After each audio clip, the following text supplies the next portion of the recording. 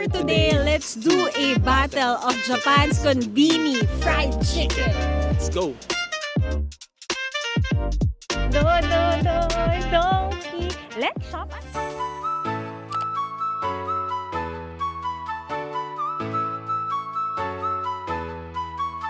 Hey guys, Royce with Bertolome here, and for today we'll be doing a battle of the best fried chicken in convenience stores here in Japan. So kung gusto niyong malaman ano ba ang pinakamasarap, kasi guys, itong isa sa mga pwede nyo kainin for breakfast, for snacking. Tara, samahan niyo na ako for today's video.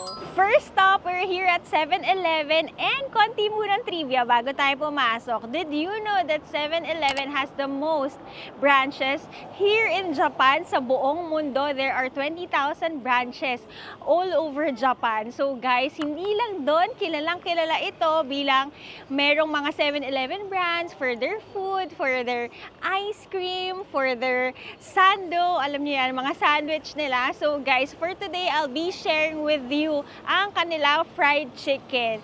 Ito nga ba ang pinakamasarap na fried chicken here in Japan? So tara, pumasok tayo. Let's go!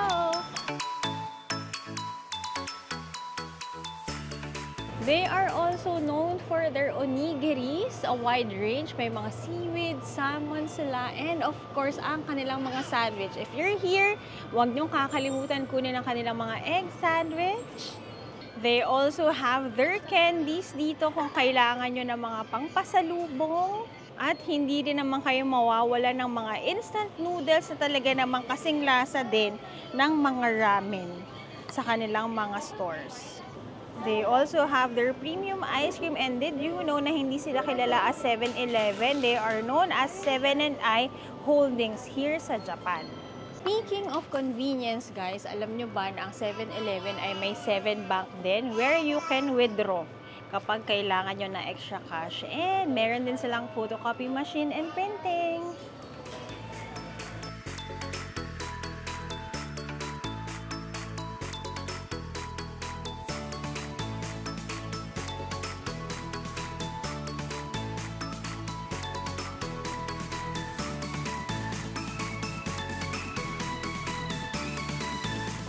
For the main event guys, we are here for their fried chicken.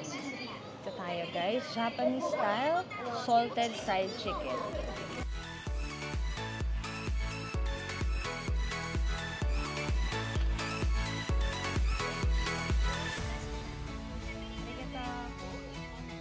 So for our first fried chicken galing sa konbini, let's try from 7-Eleven. So ganito siya buksan guys.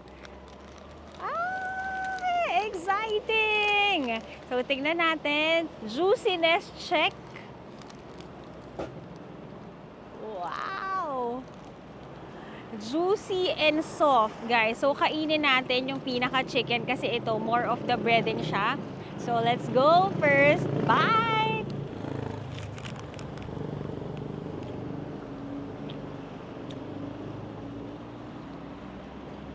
Juiciness.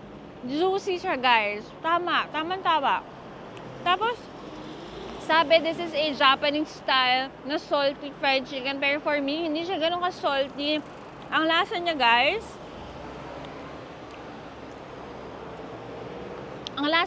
para siyang may 5 spice. Alam niyo yung, tapos yung amoy niya guys, similar ang amoy niya sa KFC na chicken. Ganun ang nararamdaman ko. So, kain pa tayo dito. Juicy siya, and hindi siya ganun ka-oily kahit fried siya ha. Super love.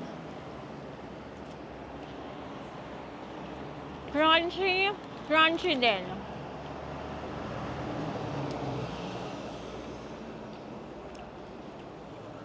So for our first fried chicken from convenience store, hindi tayo nabigo. Masarap siya sa panlasa ko.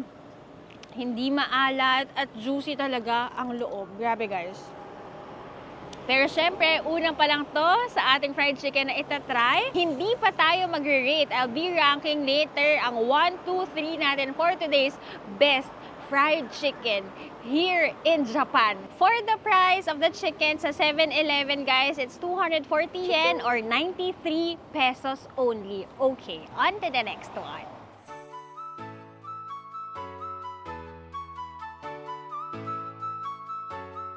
Guys, so when I say na maraming branches ang 7-Eleven, kita nyo, from here, tanaw mo na yung kasunod.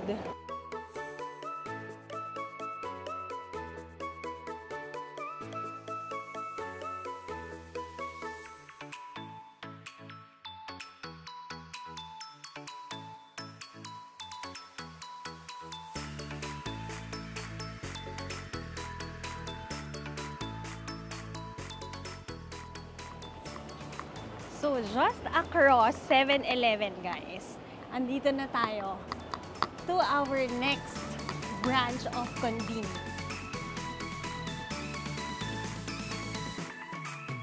For our next branch, guys, nandito naman tayo sa Family Mart. We'll be having our next fried chicken here and some trivia naman for Family Mart, guys.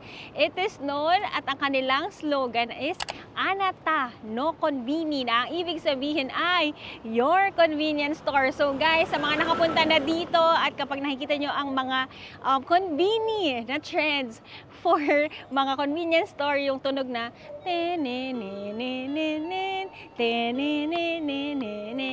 dito yun, guys, sa Family Mart to. So there are a lot of things na makikita mo dito, from papers, meron tayo dyan, for personal hygiene, pagkain, and guys, they are very known for their Famichiki. So guys, ito talaga ang na-try ko na. At tingnan natin kung siya nga ba ang best, kasi sabi niya best pa daw siya sa KFC. So tara, pumasok na tayo at i-try na natin.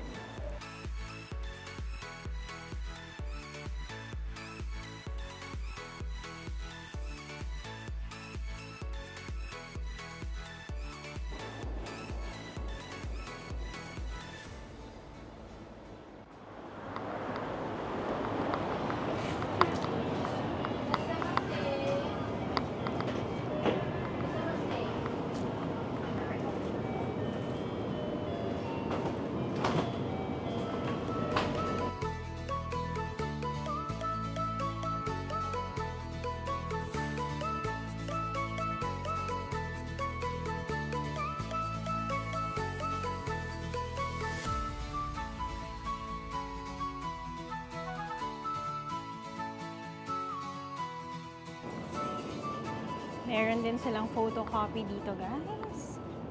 And of course, there's juice and ice cream. Ito, guys, ang dami rin nagpapabili sa akin ito.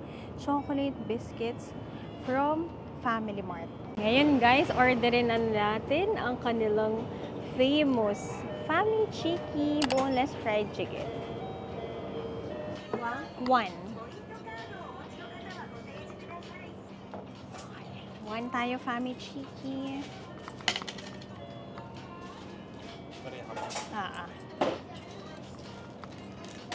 140円。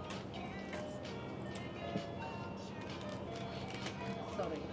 ありがとうございます。はい、10円で。ありがとう。Guys, let's go. We got the goods. So guys, for our second chicken na galing sa convenience store, we have here the famous Famichiki. Yan muna natin. Okay guys, I'll be showing you paano siya bubuksan. Nakalagay din dito how to eat Famichiki, and guys, kung paano mo siya i-open. Ngayon ko lang rin nakita na ganito pala, kasi usual, tatanggalin natin from here. Hindi guys, may tear here siya sa gitna. Okay? At ayaw niya ma-tear here. Hindi katulad daw sa 7-Eleven, guys, meron pa siyang pa-second layer. Okay? So ito na. Iba naman ang look, iba ang breading naman ng ating Famichiki, guys. Ilabas na natin siya dito. Ganito ang itsura na Famichiki natin.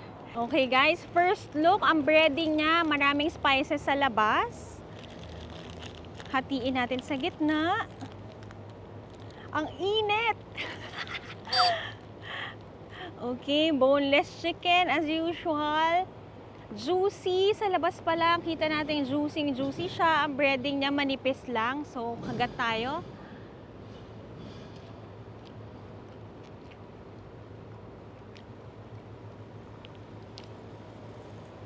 Ang sarap, guys.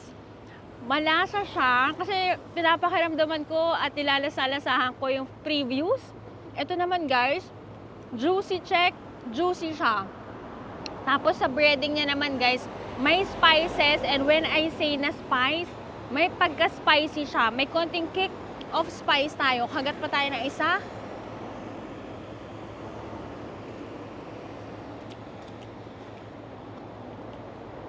In fairness ha, parang yung mga sinasabi nilang parang lasang KFC, parang ganun. Ganun ang atake, ganun ang flavor na hinahabol nila.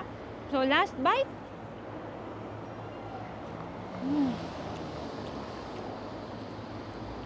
Ito guys, yung very light snack na manok. Alam mo yun, pwedeng ikanin. So kung nandito ka sa Japan, tipid hacks, pwede mong gawin. Order ka ng onigiri, order ka ng manok. Perfect combination. Alam ko na sa isip ko kung anong isasagot ko. Kung sa difference ng kanina, difference nito. Pero syempre guys, may pang-tatlo pa tayong convenience store. So dyan muna kayo and I'll be taking you to the last one. Let's go! For our third and last convenience store, natatryan natin ng kanilang mga fried chicken. We're now here at Lawson, guys. So, Lawson originally started in the US in 1939, guys, sa Ohio.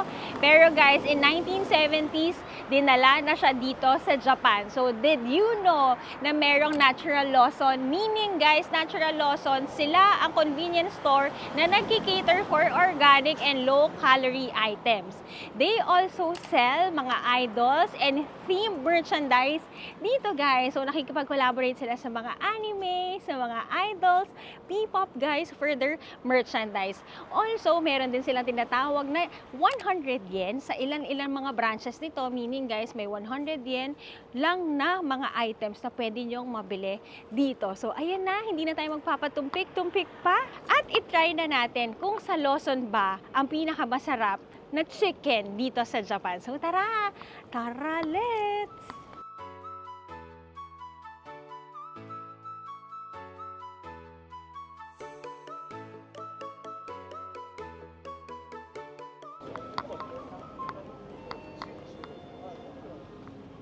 May mga collaboration din sila, guys, with Muji. From notebooks to skincare to bags and ball pens. Ito, guys, highly recommended. Ito, isa sa mga ball pen na ginagamit ko. They also have here ang mga socks from Muji and undergarments. Cold cuts, pastas, and onigiris are available also.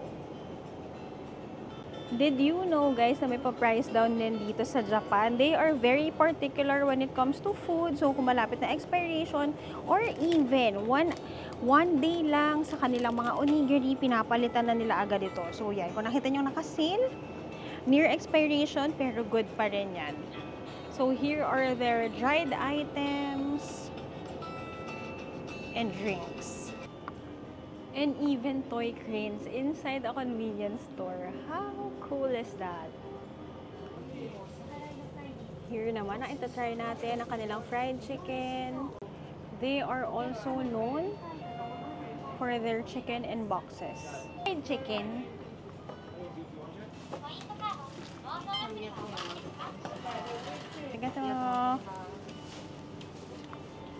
Okay, guys, for our last but not the least chicken. Ito nga ba ang pinaka-perfect when it comes to fried chicken galing sa Konbini? Let us try!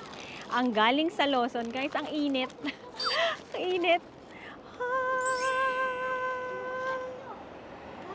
Ito siya, guys. Hatiin natin sa gitna to check ang kanyang juiciness.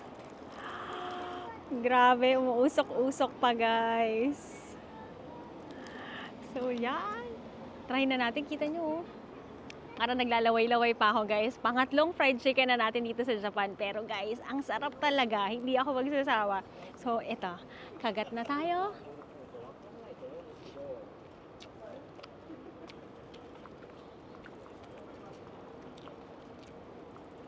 Grabe yung pagka-juicy niya. Iba naman din ang atake nito, guys.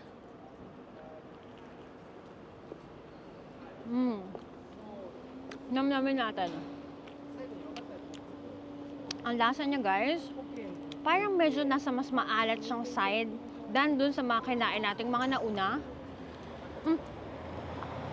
Malinamnam din siya, ha? So, kung naghahanap kayo ng chicken talaga na malasa na, isasabay ninyo sa onigiri o sa kanin, perfect na to. Kung tipid hacks kayo dito sa Japan, this is only 248 or around mga 96 pesos, guys. Less than 100. When we say less than 100 here in Japan, mura na yon. Because your classes, Okay, guys. Nanamnamin ko lang, titikman ko para maya-maya, bibigyan ko na kayo ng judgment. Okay, see you on the next one. Okay guys, natapos na natin ang tatlong fried chicken. Nakita nyo naman. So, ito na ang ating final verdict. Ano nga ba, guys, ang pinakamasarap na fried chicken sa convenience store dito sa Japan? Drum roll, please! Guys, medyo nahirapan ako. Pero dahil naman yung pagkain natin nito is parang minutes away lang kasi siya. Parang 2 minutes walk lang siya. So, in every 5 minutes, nakakain ko siya. So, nalalasahan ko pa. So, unahin na natin our 7-Eleven fried chicken. 7-Eleven fried chicken, guys, tamang-tama siya. Tamang-tama ang luto, juicy check, masarap check, panalo rin ang presyo, less than 100, pasok, 93 pesos. For our Family Mart naman, para nga tayong sabi niya daw, best fried chicken daw siya. Best daw sa KFC at sikat na sikat sila for Fami Chiki. Pero siya nga ba ang number 1 para sa akin? Inaalala natin ang lasa. Parang 5 spice nandoon, guys, pasok. Pero dito sa Lawson, guys, natikman naman natin. Last but not the least natin for Lawson, on the saltier side siya. So, salty ba ang gusto ko sa manok? So, eto na nga. Eto na nga, guys. For my top 3 na chicken dito sa ating Japanese convenience store fried chicken battle. Ayan, guys, tawagin natin ito the fried chicken battle in Japan. Kasi nga, guys, diba sinimula natin yan sa Bunsa in Vietnam. Dito naman, guys, tayo ay mag-rate kung saan din sikat ang Japan. Okay, guys, for our third place, for my third place, guys, ang pangatlo ko ay dito sa Lawson. Bakit? Kasi, guys, yung sa Lawson, marami ako napapanood na sabi nila, ito daw ang the best. Pero para sa akin, siya ang third. Bakit? Kasi guys, on the maalat side siya. Hindi ko alam kung yun ba talaga ang standard timpla niya. Pero may pagkamaalat yung lasa dito sa Lawson. So, kung hahanip ako at kinain natin to as in siya lang, walang kasamang kanin, baka, di ko alam. Third siya sa akin for that reason. Pero juicy, yes, kung value for money, okay din siya sa akin. So, kung siya ang una kong makikita na convenience store, pwede ko siyang kuhanan ng fried chicken. So, for our second and first, medyo nahirapan ako. Nag-flashback ako ng panlasa. Pero for my second, guys, it will be Family Mart's Fami Chiki. Diba? Nagulat ba kayo? Parang nagulat din ako, guys, eh. Kasi nung ina-assess ko siya, bakit ganon? Parang when it comes dun sa crispiness, dun nagkatalo. Yung crispiness kasi ng sa may Fami Chiki, guys, hindi ko alam kung masyado na kasi siyang juicy or masyado na siyang na-soak sa kanyang juice. So when it comes to crispiness, doon. Tsaka yung pagka 5 spice niya, guys, mas may umangat mas umangat. So, hindi na natin patatagalin pa. For our first, I rate na natin 7-Eleven's fried chicken ang pinaka masarap para sa akin. For that reason, tamang-tama, guys, eh. Yung pagka-season niya, well-seasoned siya for me. Yung crispiness niya, nandun pa rin. Lahat naman nakain natin ng mainit. Perfect naman doon. Presyo din natin, less than 100, 200, 240 something lang rin siya sa 7-Eleven. So yun, iba eh, parang ang linis ng pagkakaluto, crispiness is nandun pa. Tapos sabi ko nga sa inyo, yung amoy niya, pagkakagat ko, parang it reminds me of KFC. Ganun ang feeling ko. So, hindi lang ako ang nag-try, meron tayong special guest, papasukin na natin siya. Ang special guest natin, nagpalit pa to ng sando para sa inyo. Sobrang init ng laban, guys. Nagsando na ako. Pero as the ranking, very quick lang kasi na-explain na ni Joyce yung details. Number 3 ko is si Family Mart kasi hindi rin ako on the salty side ng chicken. Ay, oo nga, sorry. Sobrang init, di ko na alam eh, no? Yun. Number 3 natin si Lawson pala kasi on the saltier side siya, hindi ako mahilig sa chicken na medyo maalat. Yung basic lang kasi yung favorite ko talaga na chicken. Tapos ang second natin si Family Mart. Actually, si Family Mart tsaka si 7-Eleven, medyo close fight. Ang nag-iba lang sa kanya kasi nung kinakain ko yung chicken, parang mas feel ko mas buhay yung chicken ni 7-Eleven pero parehang masarap. Mas buhay lang siyang tignan, mas buhay lang siyang kainin in the sense na parang feeling ko may onting lamang siya kay Family Mart when it comes dun sa taste. So yun yung parang naging deciding factor for me. Actually nung kinain ko yung dalawa, sabi ko alin dun sa dalawa yung much better for me. Pero yun, it turned out na after nung tatlong trials natin, number 1 si 7-Eleven, number 2 si Family Mart, number 3 si Lawson. Alright. Okay ba yan?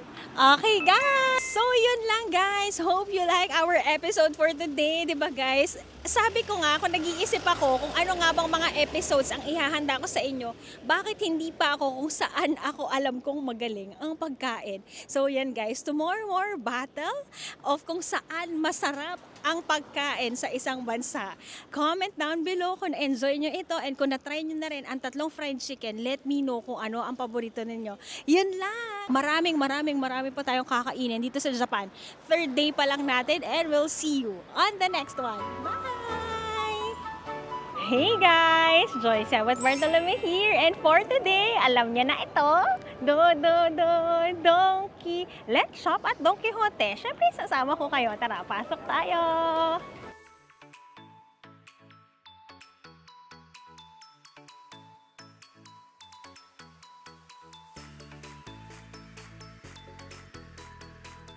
Okay guys, hindi mawawala. Alfort challenge daw ang lowest price. Ang price doon guys ay 137 times 0.39.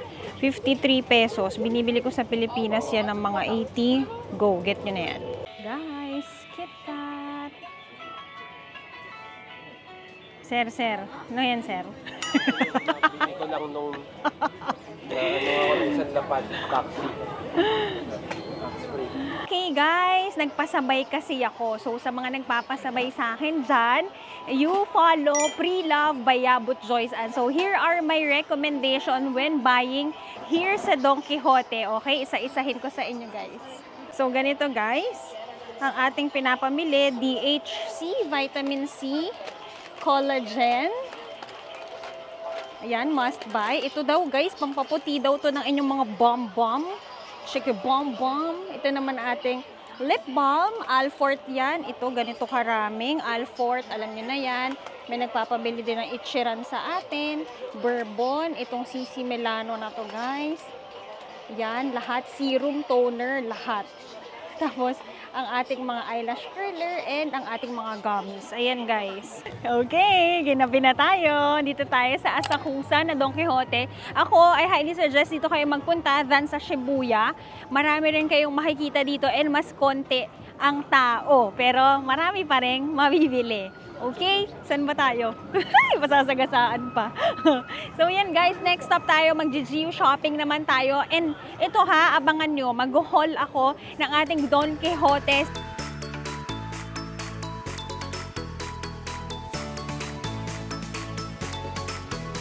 Guys, GU tayo, second floor, tax-free sila, 10%. Let's go. Ito yung building. Shanam. Okay. Ay, grabe. Buti ngayon na kami nag-shopping para hindi kami nagagahol sa oras. It's just our third day. May 2 araw pa tayo dito. Love it. Para tomorrow, guys, kain na lang tayo. Nag-withdraw tayo ulit. Nag-withdraw ko ng additional 30,000 yen. Grabe naman talaga yung pagmamahal sa akin at sa pagnenegosyo ko ng asawa ko. Hindi naman tayo ano niyan.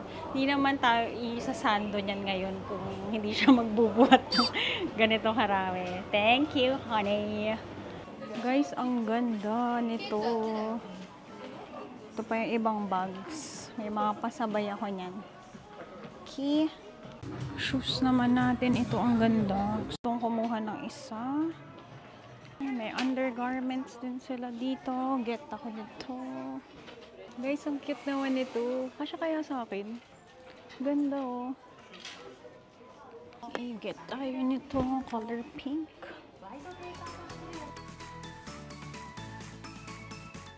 Okay, mag-fit tayo. Pantalon naman tayo for today's video. Ganda guys. Saktong-sakto yung haba. Pang POV lens. Okay tayo. Guys, wala pang 1,000 to. Sobrang komportable. Kuha tayo ng iba-ibang kulay. Guys, ang ganda. Fairness. I love it. Okay, wala pang damit yan guys. Mga kailangan. Kailangan. Kung muna yan. So, bayad muna ako. Sa bayahan? Tax free. Dito na yan. Guys, for dinner! Ichiran! Let's go! Pilang konti.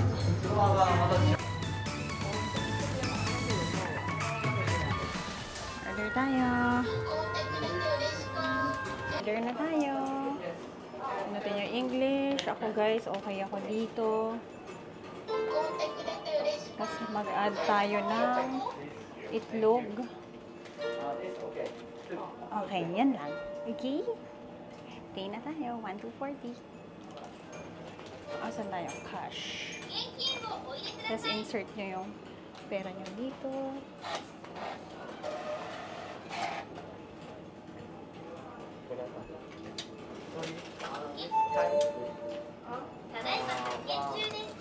Sana. Ito guys, lalabas yung mga ticket.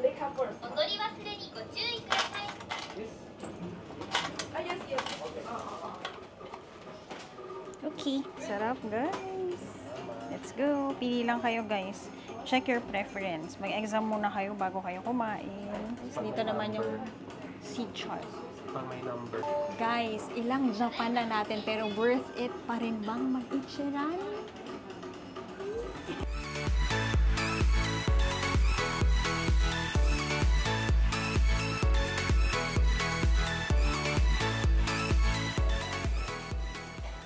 Kapag guys gusto nyong mag-uwi, ayan, may mga cup noodles, mga instant na pwede nyong pangpasalubong.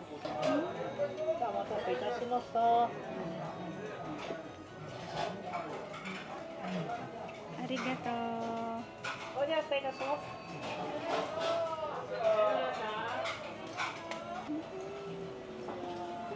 Guys, Ichiran! Guys, kain tayo ng Ichiran Ramen! Guys, di ba kahit pa ulit tayong pumunta ng Japan, hindi tayo magsasawa sa Ichiran. Guys, kasi, ano ba yun, ang dami nang pwede kainin na ramen. Pero kasi ang hilig ko, guys, yung light broth lang. Kain tayo. Order ako ng itlog, guys. Ayan, basagin lang natin at balatan.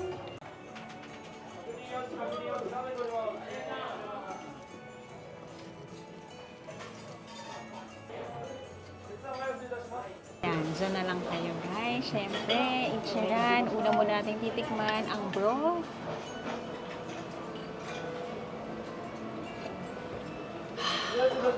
Broth na na-miss ko. Last tayong kumain nito sa New York, di ba? Sabi ko nga kasi kay Jello, nami-miss ko na ang Ichiran. So, dinala niya ako sa New York branch. Pero iba rin.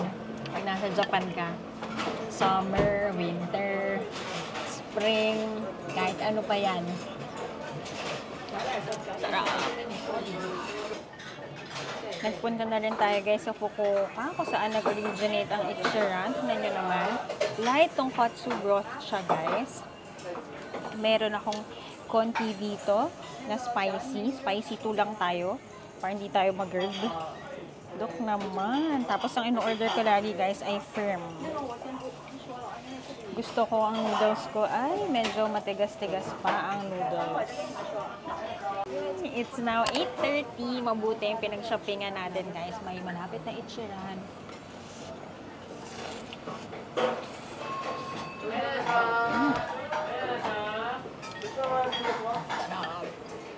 Sa tapat lang to, guys, ng Asakusa ng Don Quixote. Ay kayo.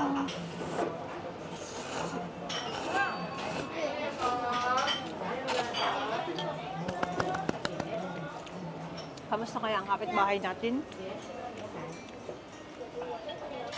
Ngayon lang pala kami kumain ng tuloy-tuloy. Ay, oo nga. Kanina hindi kami nag-lunch at breakfast. Nag-ano lang pala kami, snacking. Challenge. Bukas wala na magsha-shopping. At ayun yung pinag-shoppingan namin. Hindi daw magsha-shopping si girl. Kain natin yan.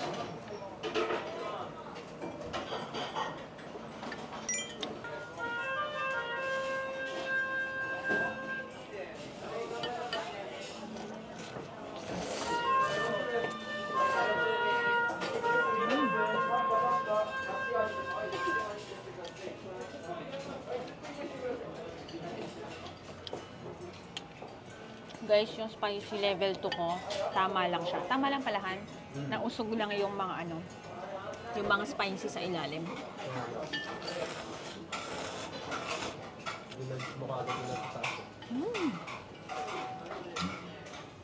Harap, guys.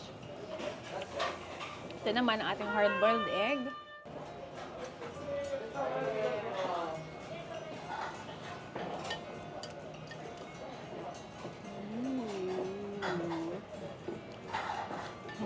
Sarap. Guys, mukhang may busog na. Wow. Guys, again, kung first time nyong magja-Japan, pagka may time kayo, pag may time kayo, guys, wag nyong isi-skip ang Ichiran. Diba? First time talaga, guys. Ang daming kumakain. Sobrang hype nito. Dahil kasi, guys, deserve niyang ma-hype. Ang dami ko nang nakain na ramen sa Japan. May ramen na tayo na maraming corn, maraming laman, sobrang kapal ng broth. Pero guys, yung pagka-light ng Ichiran, yun yung hinahanap-hanap ko. Uy, sana lahat hinahanap-hanap. So yan guys, dati kaya ko pang mag-extra noodles pero ngayon, dami na ako.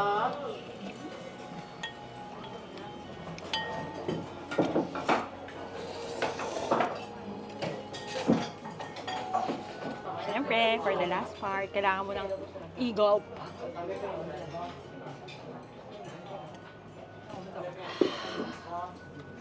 Thank you, Lord. Yun, sobrang saya ko. So, naghahanap kayo ng pagkain na Japan. Ba't naman mumula-mula? Perfect yan. Tapos perfect din to guys kung solo lang kayo kasi may privacy. Guys, here we go! Uber! Tayo Uber. Guys, sabi ni Jello sa akin, tigil-tigil mo na yung pasamay business mo. Mapapagod ako. Nagpa-alphard na si sir. Ewan ko ba, tuwan-tuwa ako guys. Kapag may nakikisabay sa akin, wala naman tayong kinikita. Meron naman. Oo, meron naman. Parang kunyari, bumili sila ng 5, libre na yung sa akin. Parang ganun lang naman yung ratio niya. Kakatawa. So yan, uwi na kami sa hotel. Hope you like our vlog for today. Don't forget to like, share, and subscribe to my channel and follow all my social media accounts. At Yamot Joy-san on Instagram and she, JY on TikTok. Thank you, honey. See ya!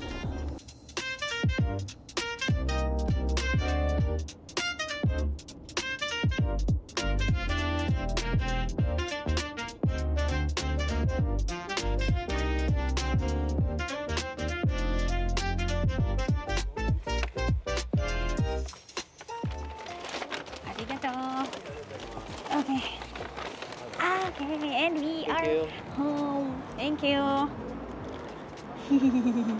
Ayan na guys, dito na kami sa hotel. Safe and sound. Thank you, honey. Okay na. Yung mga pasabay namin next time ulit.